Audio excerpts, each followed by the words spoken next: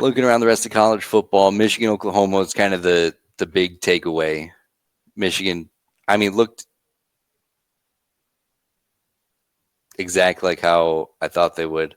Sorry, I got distracted. I got to show you this. Uh-oh. It just threw me for a loop. It's the game-winning field goal against Florida from USF, recorded on a Nintendo DS.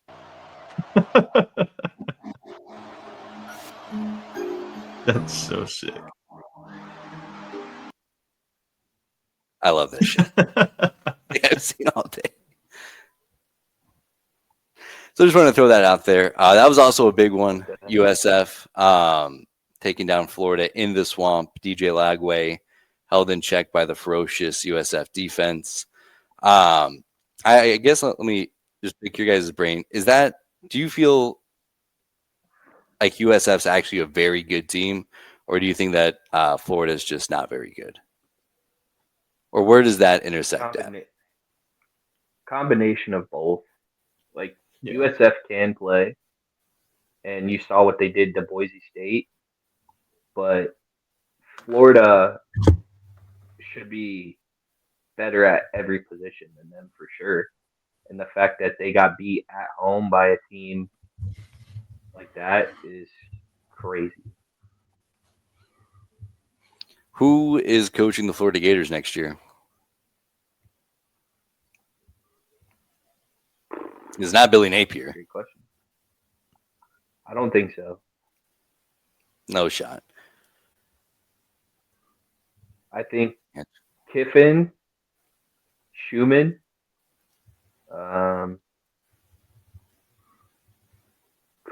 outside of that, I feel like they would hire within the SEC, or they'd want to. Any chance Kurt Signetti picks up the phone? I bet he listens. I could see him going there. He would get a bag if he did. That's for sure. I think Sig wants back in the SEC, and he'll do it at whatever school gives him the opportunity. So Dan Lanning ain't going there. He's got fucking Nike sponsoring his $30 million rosters. It's so funny to me. And it's funny because Alabama fans are in the same boat. We're like, oh, we'll just go get Dan Lanning. Like, if Dan Lanning was an option, you don't go to Seattle to get Kalen DeBoer. Like one of two things is true with Alabama. One, they don't have the cachet that they think they do, where they can just get any coach in the country. Otherwise, they would not have Kalen DeBoer. They'd have Steve Sarkisian. They'd have Dan Lanning. Or they're just dog shit at trying to find a new coach, which the same people who made the Kalen DeBoer hire are going to be making this next hire. So then what would make you think that this would be any different? I think Dan Lanning is staying at Oregon forever. Yeah. And I think, with this current landscape, especially not being in the Big Ten, Oregon is like, I don't think coaches are going to leave good jobs for really good jobs as often. And that's why I think Kurt Signetti is so interesting, because that's probably the bottom of right at that line where, yeah, Florida's on paper a significantly better job than Indiana. But if Kurt Signetti's got the keys to the program, he's not poor by any stretch of the imagination, and he's built a successful team.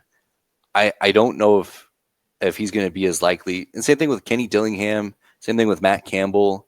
Maybe not Chris Kleiman. I think he's a much less hot candidate these days than this time last year. But I don't think that it's going to be easy to poach a coach from the Big 12 or the Big 10 these days. Brett Bielema is not going anywhere. PJ Fleck, I'm sure, has had phone calls about other jobs. He's not leaving. I think it's a much different landscape. Deion Sanders, he's not leaving Colorado until he's ready to hang it up. I think these teams are in for a rude awakening, and I'm here for it as a fan of a program with Matt Rule. I don't know about the Deion one, but I'm as confident about Deion as anything, because I don't think Florida would give him the same type of freedom and flexibility to operate as Colorado would.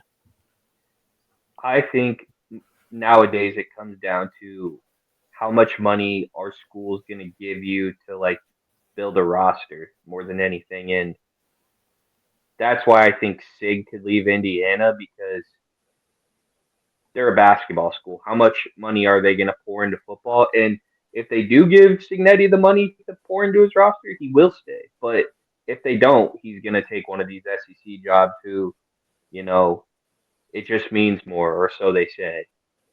That is a good point because I think, and I don't know, maybe I'm off the mark here, and we'll see how it plays out. But it seems like the whole goal of this rev share thing is to get NIL collectives less power. And if that's the case, then everybody's operating on a more level playing field. Of course, Florida's going to have more NIL money to give out than Indiana. But yeah, if Indiana's allocating all those resources to basketball, then maybe that does become a bigger conversation. Yeah, I don't know. We'll see how it plays out. But Kiffin's a good candidate. 1A by a long shot. I think so too. Yeah, and it just feels like he's reached the ceiling at Ole Miss. I don't know. Such a tough place to be. It is. It is. This season's already been so funny because we're already, week one, Kalen DeBoer, get his ass out of here, give me his head.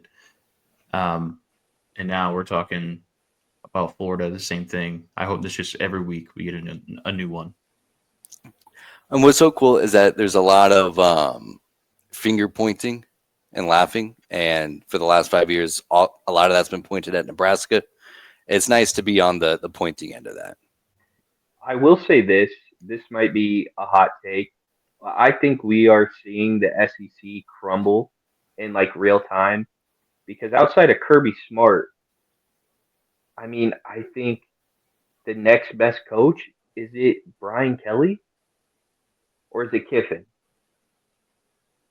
You can make the case for both. I think I'd rather have Kiffin. Yeah. Because I think I would too. I don't think Alabama's getting back to where they were at with Saban anytime soon. And Kiffin hasn't been to a playoff yet. I mean, Brian Kelly's had some good teams. He's been there before, once or twice, but outside of Kirby, it's like who is holding that conference up outside of right now LSU and Georgia? Yeah. This was the list drawn up from last year because, of course, Billy Napier was also on the hot seat last year. But we saw a couple of good throws from DJ Lagway that saved his job.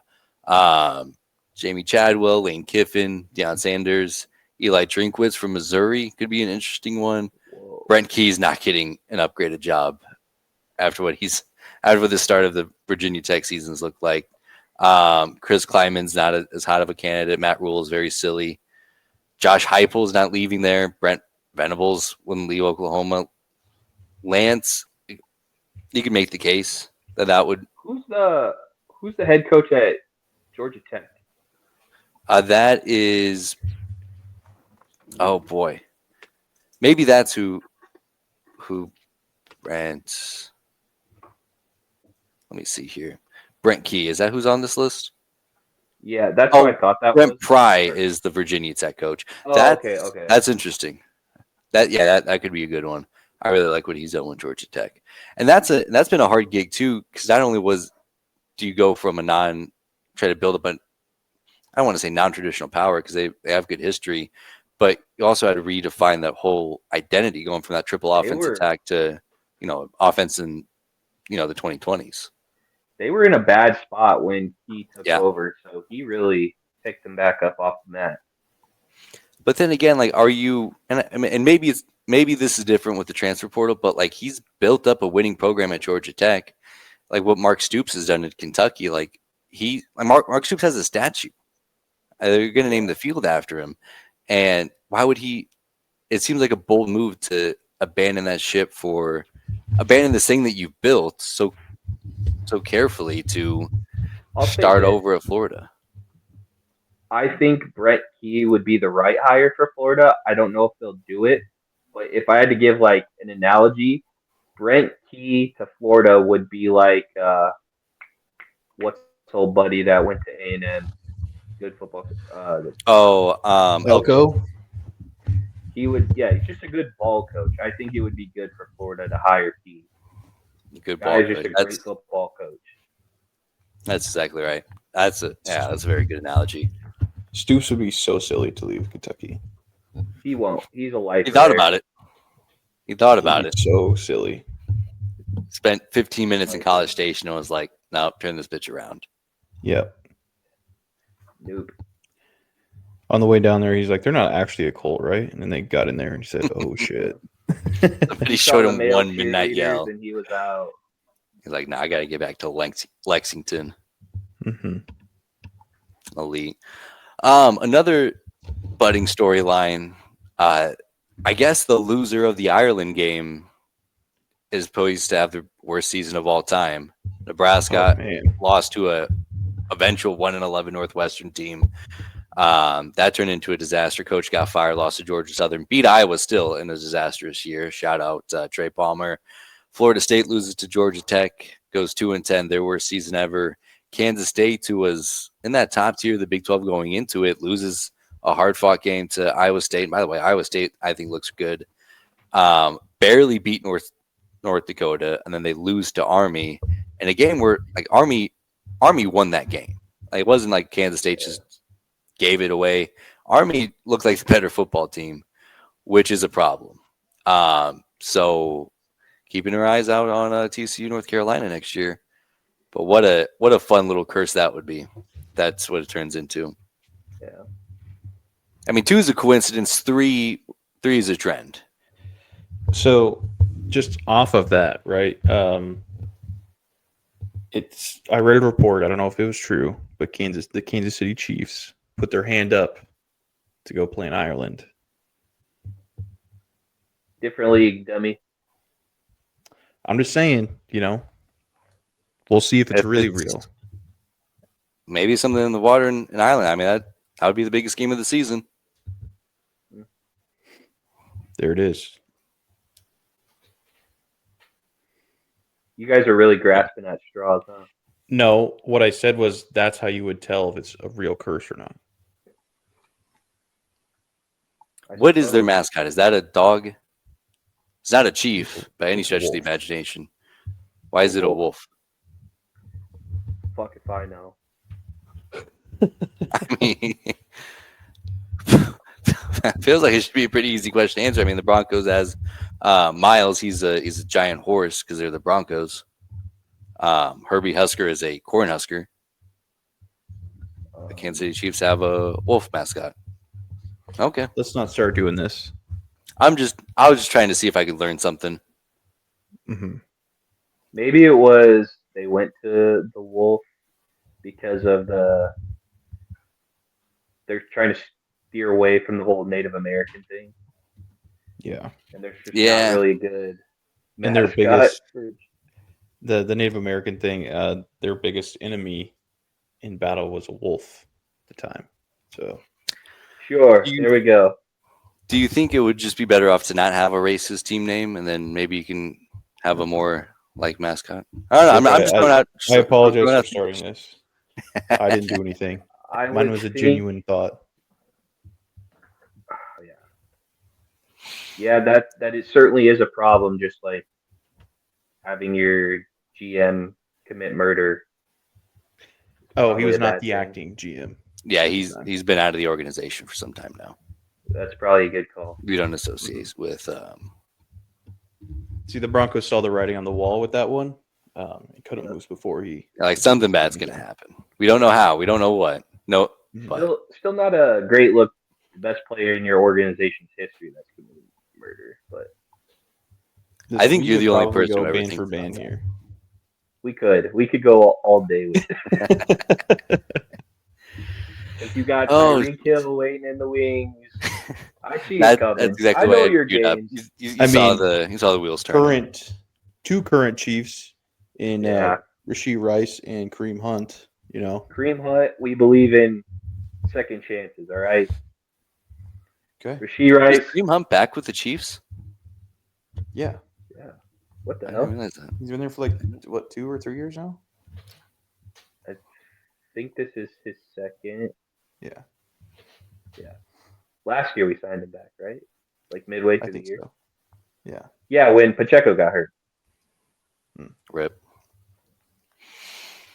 Other than that, looking through the college football slate, border war was as fun as I was hoping. Baylor SMU was good. The Arizona State Mississippi State game turned into a shootout. That was a fun game. I don't know if you guys caught the ending of that. Mississippi State jumped ahead 17-0, squandered that lead as quickly as they could in the second half, and then throw an 80-yard bomb to win the game. Sam Levitt looks very mediocre without Cam Scadaboo. And I mean, tough spot going to Starkville at night, but yeah, they got some work to do. I think the team to beat in the Big 12 is Utah. They look like a juggernaut. I did think it was Arizona State, but getting beat by Mississippi State is not a good look. Yeah. I don't know. It's not a good look. Not great optics for the dozen. Trying to think of who else is in the Big 12. Iowa State. I mean, they'll be pesky. TCU. I mean, if they play like they played against North Carolina, I think they'll be the favorite.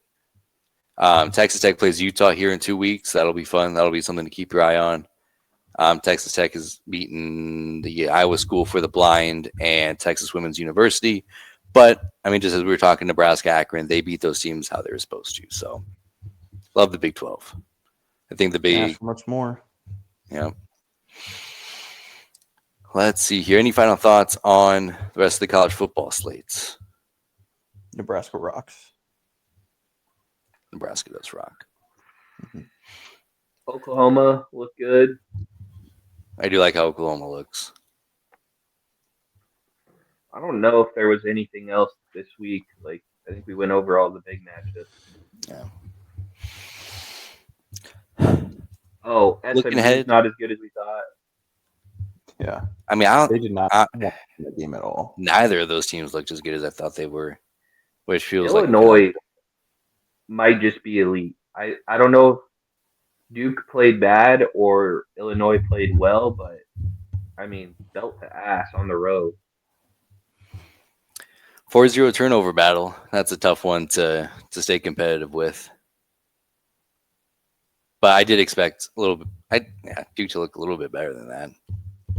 Yeah. But I mean, that's what happens when you play a team like Illinois. Like, you give them an inch, they take a mile, and then it gets out of hands, puts more pressure on you, you commit more turnovers, gap gets worse.